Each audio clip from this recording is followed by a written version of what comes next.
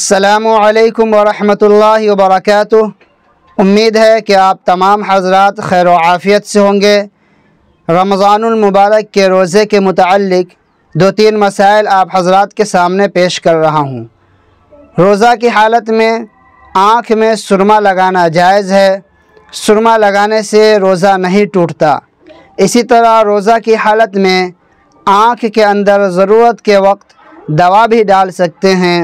आँख में दवा डालने से भी रोज़ा नहीं टूटता। इसी तरह रोज़ा की हालत में नीम की मिसवाक करना जायज़ है, दुरुस्त है, कर सकते हैं। चूँकि नीम तीता होता है तो लोगों के दिलों और दिमाग में सवाल होता है कि नीम की मिसवाक रोज़ा की हालत में कर सकते हैं या नहीं कर सकते हैं।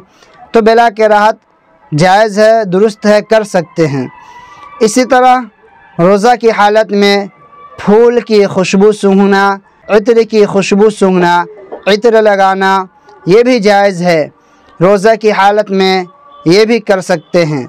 इसी तरह अगर दांत से खून निकला लेकिन उसको निगल नहीं गया बल्कि उसको फेंक दिया तो इससे भी रोज़ा नहीं टूटेगा, आपका रोज़ा इससे दुरुस्त हो जाएगा।